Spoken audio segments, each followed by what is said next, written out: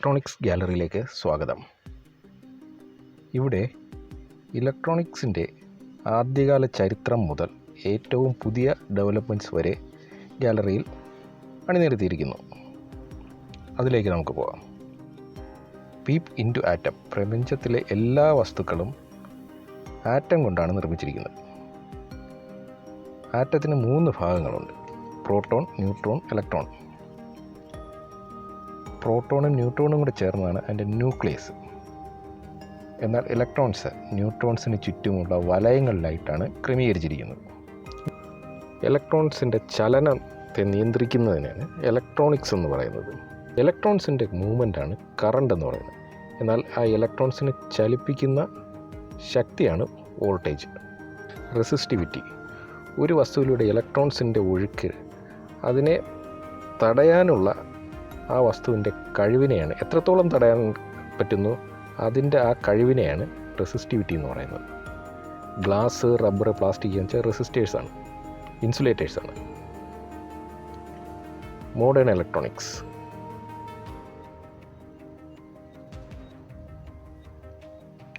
Semi കണ്ടക്ടേഴ്സാണ് modern ഇലക്ട്രോണിക്സിൻ്റെ അടിസ്ഥാനം എന്ന് പറയുന്നത്. അത് സെമി കണ്ടക്ടേഴ്സ് എന്ന് പറയുമ്പോൾ അതിൽ സിലിക്കോൺ, ജെർമാനിയം, ഗാലിയം ആർസനൈഡൊക്കെയാണ് സെമി കണ്ടക്ടേഴ്സിൻ്റെ വിഭാഗത്തിൽ വരുന്നത്. കണ്ടക്ടിവിറ്റി, അതായത് ഒരു വസ്തുവിന് ഇലക്ട്രോൺസിനെ എത്രത്തോളം അതിലൂടെ കടത്തിവിടാനുള്ള കഴിവുണ്ടോ അതാണ് കണ്ടക്ടിവിറ്റി. കണ്ടക്ടേഴ്സ് എന്ന് പറയുമ്പോൾ പല മെറ്റൽസും, ഇരുമ്പ്, കോപ്പർ, ഗോൾഡ്, അലുമിനിയം ഒക്കെ കണ്ടക്ടേഴ്സാണ്.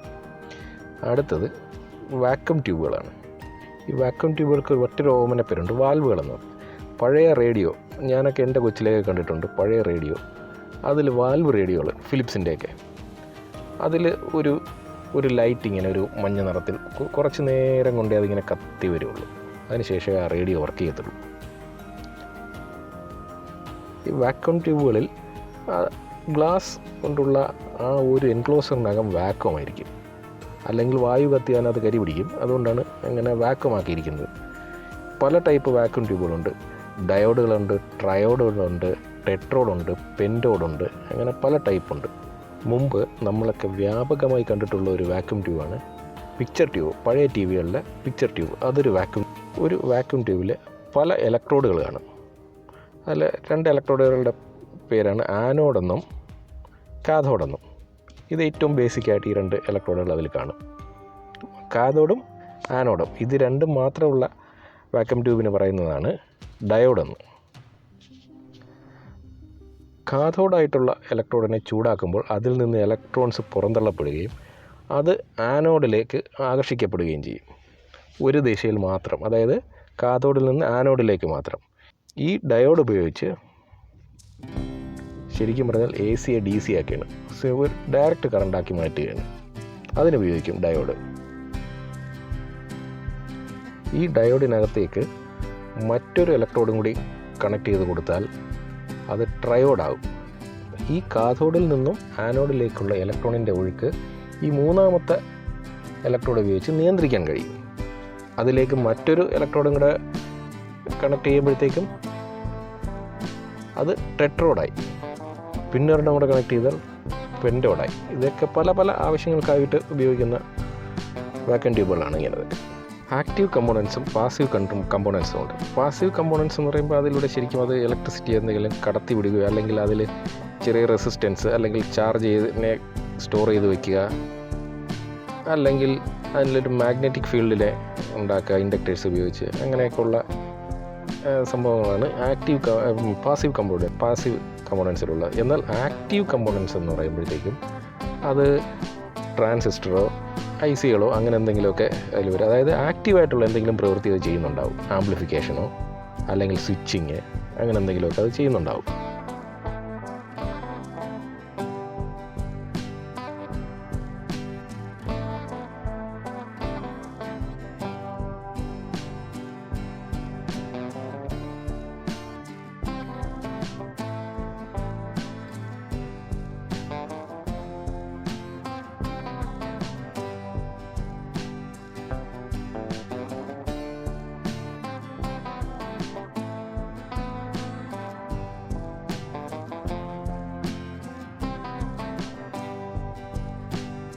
ഇത് ട്രയോഡിൻ്റെ പ്രവർത്തന രീതി കാണിക്കുന്ന ഒരു ഉപകരണമാണ് ഉണ്ടാക്കി വച്ചിരിക്കുന്നത്.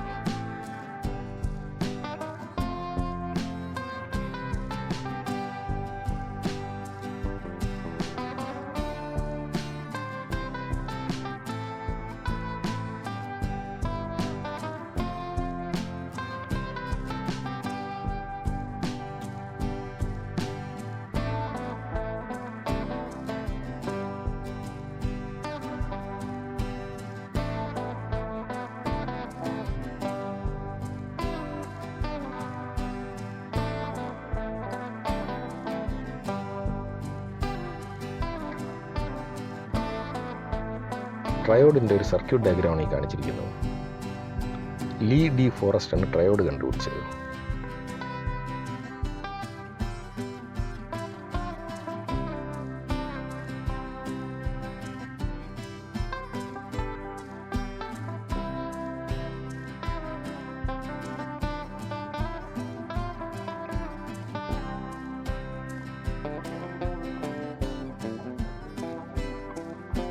ട്രയോഡിന് 3 ഇലക്ട്രോഡുകളുണ്ട്.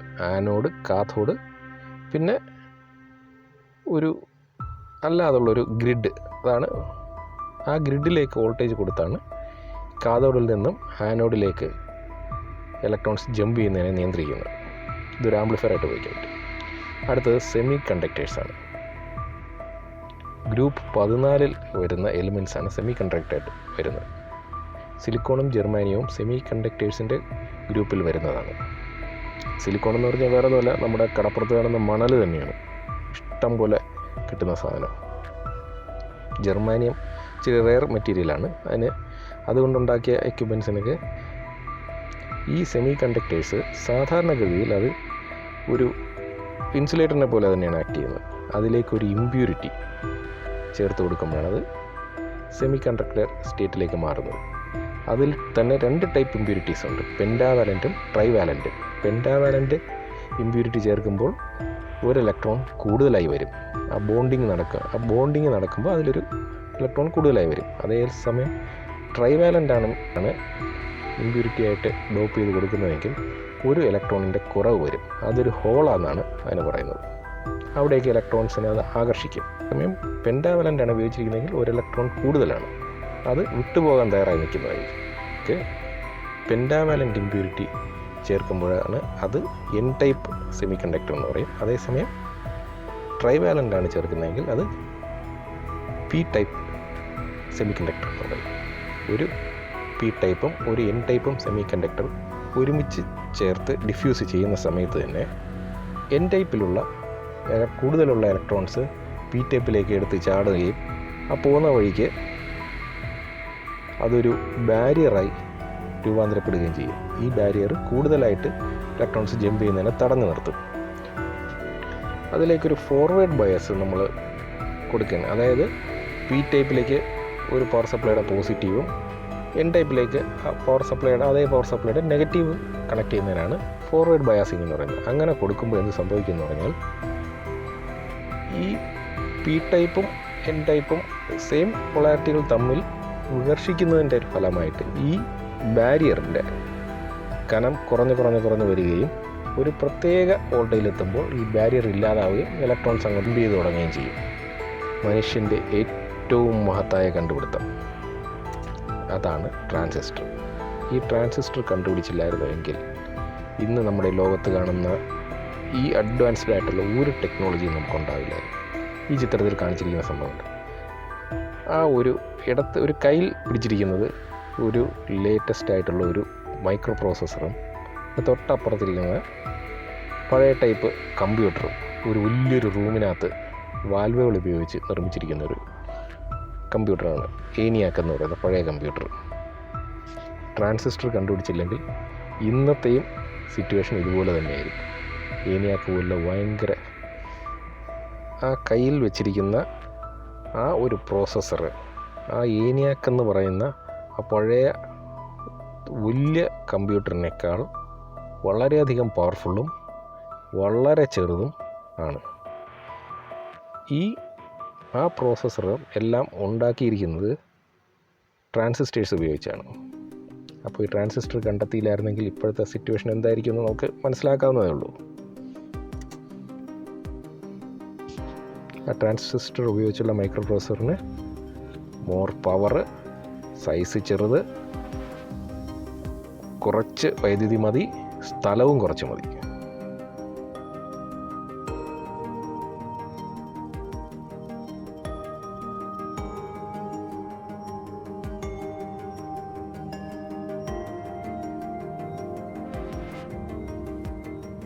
വില്യം ഷോട്ട്കെയാണ് ശരിക്കും ട്രാൻസിസ്റ്റർ കണ്ടെത്തിയത്.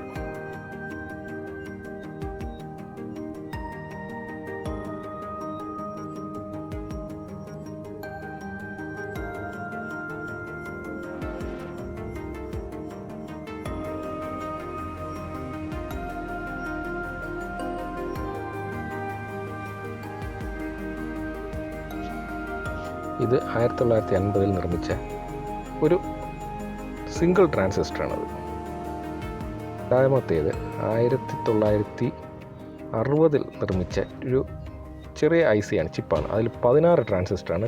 അത് 1970 ആയപ്പോൾ 16 നിന്ന് 4500, അതായത് 8 ബിറ്റ് മൈക്രോ പ്രോസസ്സർ 4500 ട്രാൻസിസ്റ്ററായി മാറി. 1980 ആയപ്പോൾ 2,75,000 ആയി. പിന്നീട് അത് 1990 ആയപ്പോൾ 31 ലക്ഷമായി മാറി. അത് 2000 ആയപ്പോൾ 51,20 ലക്ഷമായി മാറി. നോക്കിക്കൊള്ളുക ട്രാൻസിസ്റ്ററുകളുടെ ഡെവലപ്മെൻറ്റ്. അത് ചെറുതായി എന്തുമാത്രം പവർഫുള്ളായെന്നുള്ളത്. അതായത് എന്തുമാത്രം പ്രോസസ്സുകൾ ഒരുമിച്ച് ചെയ്യാൻ പറ്റുന്നത്രയും അഡ്വാൻസ്ഡ് ആയെന്നുള്ളത്.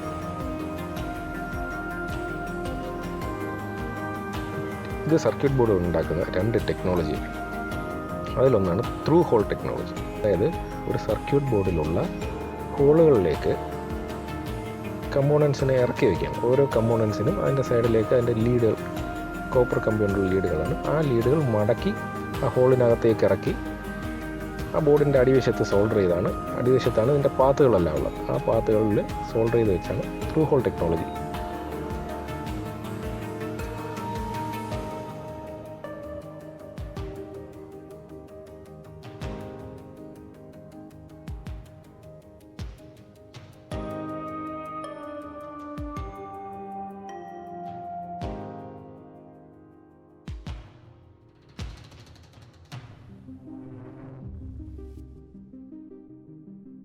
ഇത് സർഫസ് മൗണ്ടഡ് ടെക്നോളജിയാണ്, പുതിയ ടെക്നോളജി, ലേറ്റസ്റ്റ്.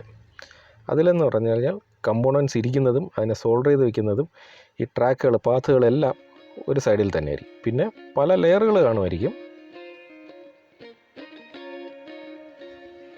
ഇത് കുറച്ചുകൂടെ സ്മോളാണ്, ഹൈ സ്പീഡാണ്, കുറച്ചുകൂടെ വില, അതായത് പ്രോസസ്സ് ചെയ്തെടുക്കാൻ എളുപ്പമാണ്. അടുത്തത് വേവ് ഫോംസ്. മുകളിൽ കാണുന്നതാണ് സൈനുസൈഡൽ വേവ് ഫോംസ്.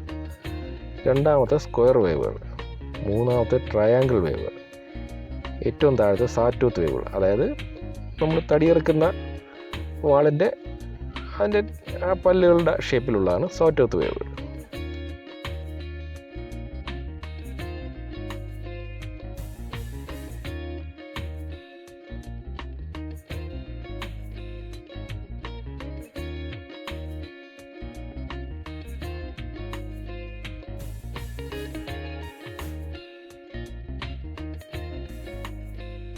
ഇത് ഓസിലോസ്കോപ്പ്. സിഗ്നലുകളുടെ വേവ് ഫോം അത് കണ്ട് മനസ്സിലാക്കാനും എററുകളോ കംപ്ലൈൻ്റൊക്കെ ഉണ്ടെങ്കിൽ അത് മനസ്സിലാക്കാനും വേണ്ടി ഉപയോഗിക്കുന്നൊരു സംഭവമാണ്.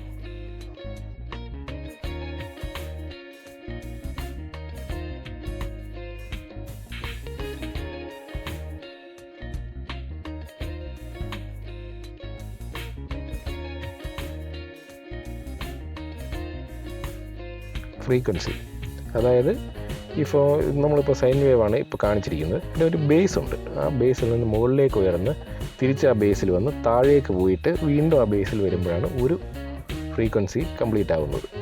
ഫ്രീക്വൻസിയുടെ യൂണിറ്റാണ് ഹെഡ്സ്. 50 ഹെഡ്സ് എന്ന് പറഞ്ഞാൽ ഒരു സെക്കൻഡിൽ 50 പ്രാവശ്യം ഈ ഫുൾ സൈക്കിളുകൾ, അതായത് ബേസിൽ നിന്ന് ഉയർന്ന് ബേസിൽ നിന്ന് താഴേക്ക് പോയി പിന്നെ തിരിച്ച് ബേസിൽ വരുന്ന, അങ്ങനെ 50 എണ്ണം.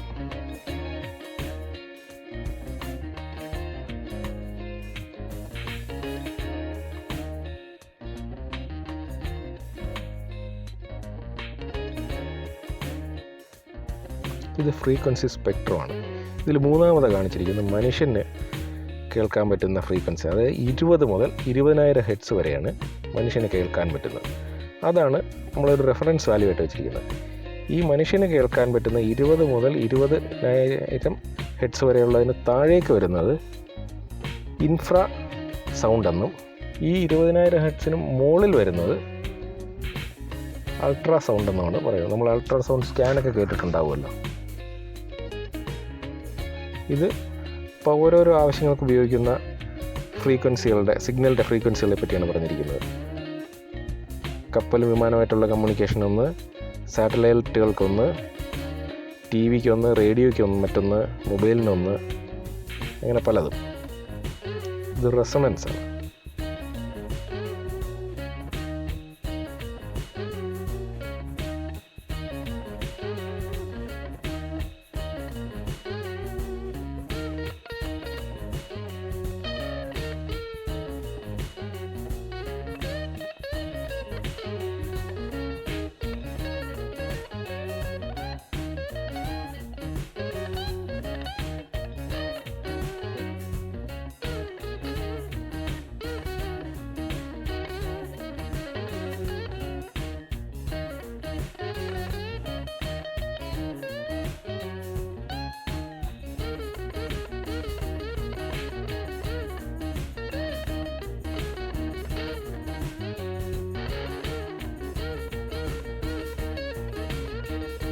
ഇത് AC to DC കൺവേർഷനാണ്.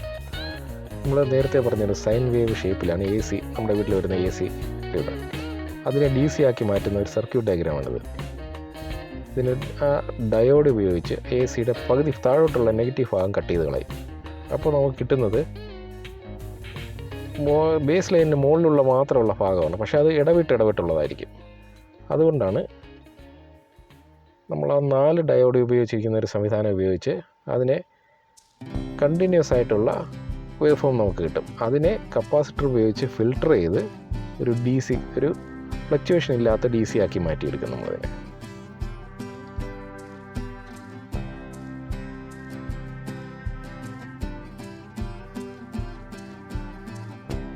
അതായത് അതിലെ റിപ്പിൾ കണ്ടന്റിനെ നമ്മൾ ഫിൽട്ടർ ചെയ്ത് മാറ്റും. ഇതാണ് ആ IN 4007 എന്നെഴുതിയിരിക്കുന്ന ആ സംഭവമാണ് ഡയോഡുകൾ. ആ ഡയോഡുകളെ ഈ രീതിയിൽ 4 ഡയോഡുകളെ ഈ രീതിയിൽ ക്രമീകരിച്ചിരിക്കുന്നതിനാണ് ബ്രിഡ്ജ് റെക്ടിഫയർ എന്ന് പറയുന്നത്.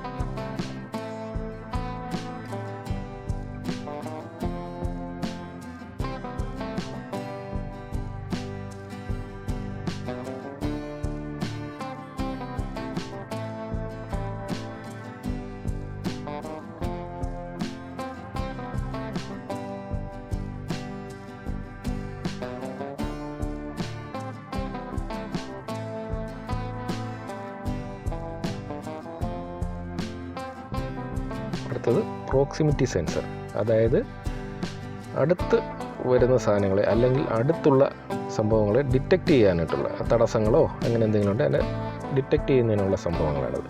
അത് പല ടൈപ്പുണ്ട്. ഇത് ആദ്യം കാണിച്ചിരിക്കുന്നത് അൾട്രാസൗണ്ട് പ്രോക്സിമിറ്റി സെൻസറാണ്. അത് ശബ്ദം അൾട്രാസൗണ്ടാണ് ഉപയോഗിക്കുന്നത്. രണ്ടാമത് ഈ കാണിച്ചിരിക്കുന്നത് ഇൻഫ്രാറെഡാണ്. അത് ഇൻഫ്രാറെഡ് പ്രകാശം ഉപയോഗിച്ചും. ഇത് കപ്പാസിറ്റീവ് പ്രോക്സിമിറ്റി സെൻസറാണ്. അത് ഒരു ഇലക്ട്രിക് ഫീൽഡാണ് ഉപയോഗിക്കുന്നത്. അത് കഴിഞ്ഞുള്ള മാഗ്നറ്റിക് സെൻസർ, അത് മാഗ്നറ്റിക് ഫീൽഡ് ഉപയോഗിച്ചാണ് സെൻസ് ചെയ്യുന്നത്. ഈ ഫീൽഡിലേക്കോ അല്ലെങ്കിൽ അതിൻ്റെ പ്രകാശത്തിലേക്കോ ഒരു തടസ്സം വന്നു കഴിഞ്ഞാൽ, അല്ലെങ്കിൽ ആരെങ്കിലും അതിലൂടെ കടന്നു പോവുകയോ ചെയ്തു കഴിഞ്ഞാൽ അവരെ തട്ടി തിരിച്ചു വരുന്നതോ അല്ലെങ്കിൽ ആ ഫീൽഡിൽ മാഗ്നറ്റിക് ഫീൽഡിനോ ഉണ്ടാകുന്ന തടസ്സങ്ങൾ അതിനെ സെൻസ് ചെയ്താണ് സെൻസർ വർക്ക് ചെയ്യുന്നത്. നമ്മുടെ പുതിയ വാഹനങ്ങളിൽ കൊളീഷൻ ഒഴിവാക്കാനുള്ള സംവിധാനമൊക്കെ ഈ പ്രോക്സിമിറ്റി സെൻസറിൻ്റെ മറ്റൊരു രൂപമാണ്. പിന്നെ ഒരു വാതിലിലൂടെ എത്ര പേര് കടന്നു വന്നു അതൊക്കെ കൗണ്ട് ചെയ്യാൻ പറ്റും. എവിടെയെങ്കിലും നമ്മൾ തൊടാൻ പാടില്ലാത്ത സ്ഥലത്ത് നമ്മൾ തൊടാനായിട്ട് ചെല്ലുമ്പോൾ തന്നെ ചുവന്ന ലൈറ്റ് കത്തിക്കുക അല്ലെങ്കിൽ സൈറൻ മോഡൊക്കെ ചെയ്യുന്ന സംവിധാനങ്ങളൊക്കെ ഈ പ്രോക്സിമിറ്റി സെൻസർ ഉപയോഗിച്ച് ഉണ്ടാക്കാൻ പറ്റും. ഇന്നത്തെ വീഡിയോ ഞാൻ ഇവിടെ അവസാനിപ്പിക്കുന്നു. അടുത്ത വീഡിയോയുമായിട്ട് ഇതിൻ്റെ ബാക്കി ഭാഗവുമായിട്ട് ഞാൻ ഉടനെ തന്നെ നിങ്ങളുടെ മുന്നിലേക്ക് വരുന്നതായിരിക്കും.